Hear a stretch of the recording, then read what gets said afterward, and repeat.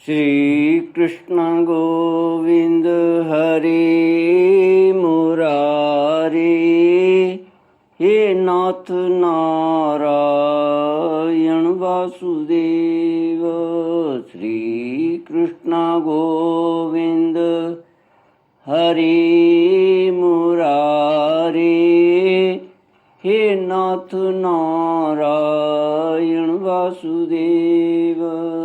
ओम नमो भगवते वासुदेवाय। ओम नमो भगवते वासुदेवाय। कृष्णाय वासुदेवाय हरये परमात्मने प्रणतक्लेशनाशाय गोविन्दाय नमो नमः। सच्चिदानन्दरूपाय विश्वोत्पत्त्यादिहेतुवे तापत्रयविनाशाय श्रीकृष्णाय वयं नमः। श्रीकृष्णाय वयं नमः। सच्चित आनंद स्वरूप परमात्मा जो सृष्टि की उत्पत्ति, पालन और संहार करता है तथा जीवों के आध्यात्मिक, आदि दैविक, आदि भौतिक तापों को नष्ट करने वाले हैं, अर्थात जीवों के मानसिक, शारीरिक और भौतिक दुखों को दूर करने वाले हैं, उन श्री कृष्ण भगवान को हम नमस्कार करते हैं। श्री कृष्ण गोविंद हरे मुरारे, हे नाथ नारायण वासुदेव। श्रीमद्भागवत प्रथम स्कंद अथैकोनविंशोऽध्यायः। सूत उवाच महीपतिस्त्वत्तत्कर्म गर्ह्यं विचिन्तयन्नात्मकृतं सुदुर्मनाः। अहो मया नीचमनार्यवत् कृतं निरागसि ब्रह्मणि गूढ़तेजसी। परीक्षित का अनशन व्रत और सुखदेव जी का आगमन। सूत जी कहते हैं, राजधानी में पहुंचने पर राजा परीक्षित को अपने उस निंदनीय कर्म के लिए बड़ा पश्चाताप हुआ। वे अत्यंत उदास हो गए और सोचने लगे, मैंने निरपराध एवं अपना तेज छिपाए हुए ब्राह्मण के साथ अनार्य पुरुषों के समान बड़ा नीच व्यवहार किया। यह बड़े खेद की बात है। अवश्य ही उन महात्मा के अपमान के फल स्वरूप शीघ्र से शीघ्र मुझ पर कोई घोर विपत्ति आवेगी। मैं भी ऐसा ही चाहता हूँ, क्योंकि उससे मेरे पाप का प्रायश्चित हो जाएगा और फिर कभी मैं ऐसा कर्म करने का दुस्साहस नहीं करूँगा। ब्राह्मणों की क्रोधाग्नि आज ही मेरे राज्य, सेना और भरे पूरे खजाने को जलाकर खाक कर दे, जिससे फिर कभी मुझ दुष्ट की ब्राह्मण, देवता और गौओं के प्रति ऐसी पाप बुद्धि न हो। वे इस प्रकार चिंता कर ही रहे थे कि उन्हें मालूम हुआ ऋषि कुमार के शाप से तक्षक मुझे डसेगा। उन्हें यह धधकती हुई आग के समान तक्षक का डसना बहुत भला मालूम हुआ। उन्होंने सोचा कि बहुत दिनों से मैं संसार में आसक्त हो रहा था, अब मुझे शीघ्र वैराग्य होने का कारण प्राप्त हो गया। वे इस लोक और परलोक के भोगों को तो पहले से ही तुच्छ और त्याज्य समझते थे। अब उनका स्वरूपतः त्याग करके भगवान श्री कृष्ण के चरण कमलों की सेवा को ही सर्वोपरि मानकर आमरण अनशन व्रत लेकर वे गंगा तट पर बैठ गए। गंगा जी का जल भगवान श्री कृष्ण के चरण कमलों का वह पराग लेकर प्रवाहित होता है, जो श्रीमती तुलसी की गंध से मिश्रित है।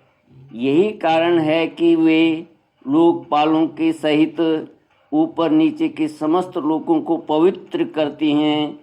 कौन ऐसा मरणासन्न पुरुष होगा जो उनका सेवन न करेगा।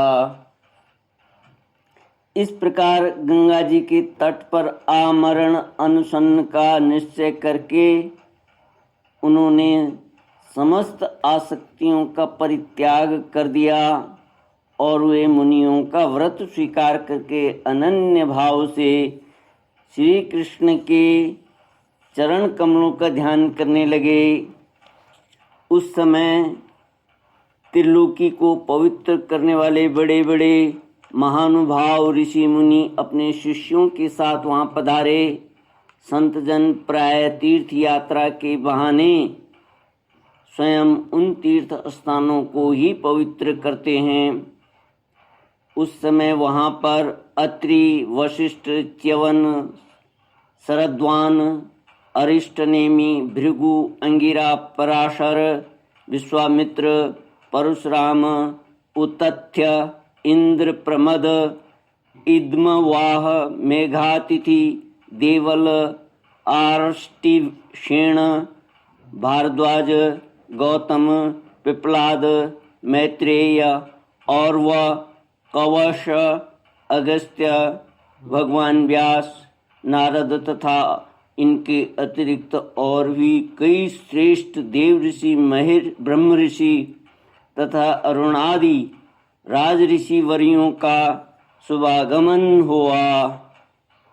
इस प्रकार विभिन्न गोत्रों के मुख्य मुख्य ऋषियों को एकत्र देखकर राजा ने सबका यथा योग्य सत्कार किया और उनके चरणों पर सिर रखकर वंदना की। जब सब लोग आराम से अपने अपने आसनों पर बैठ गए, तब महाराज परीक्षित ने उन्हें फिर से प्रणाम किया और उनके सामने खड़े होकर शुद्ध हृदय से अंजलि बांधकर वे जो कुछ करना चाहते थे उसे सुनाने लगे। श्री कृष्ण गोविंद हरि मुरारी, हे नाथ नारायण वासुदेव।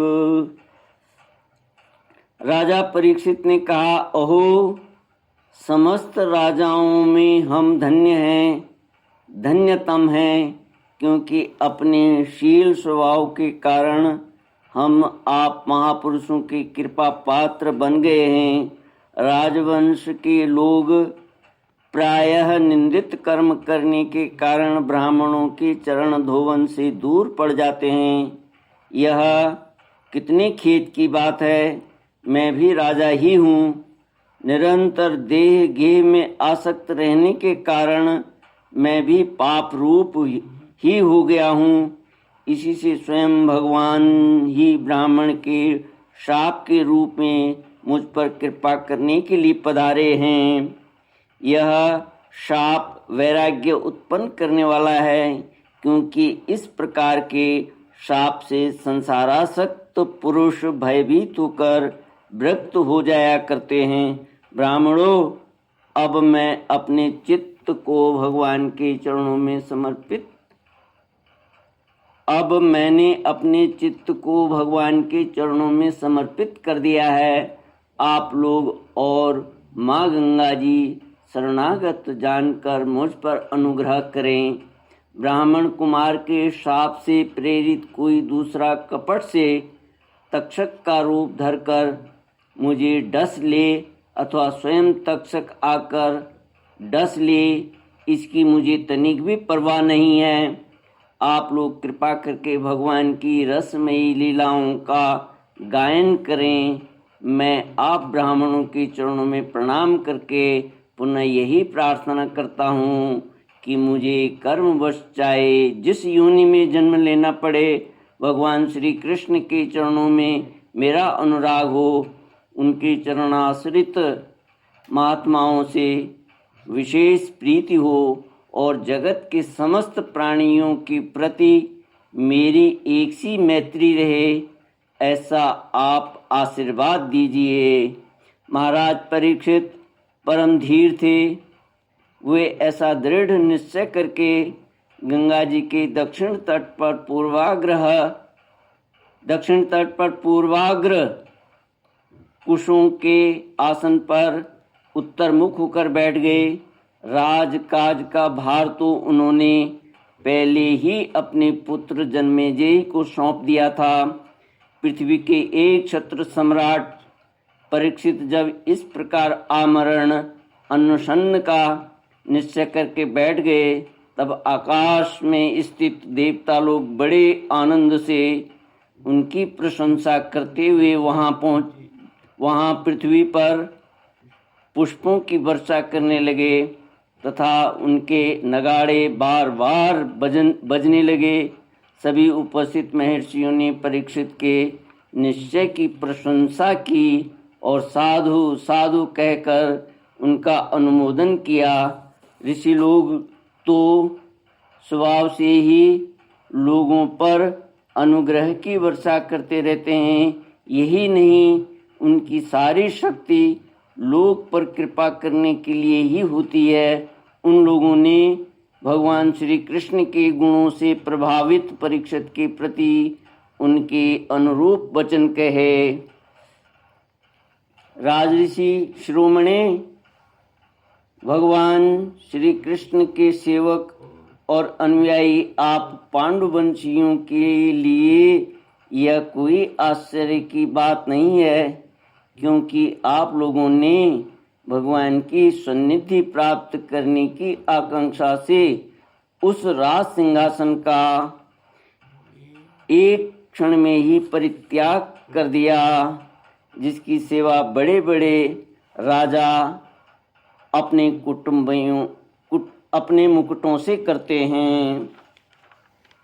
जिसकी सेवा बड़े बड़े राजा अपने मुकुटों से करते थे।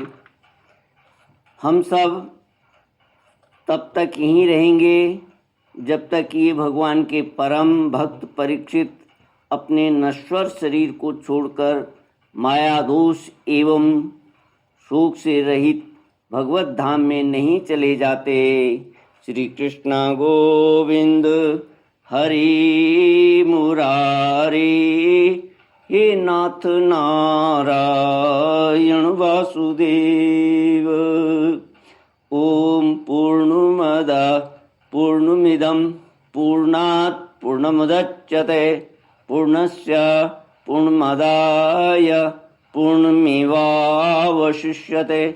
ओम शांति शांति शांति। हरि ओम। श्री गुरुभ्यो नमः। हरि ओम।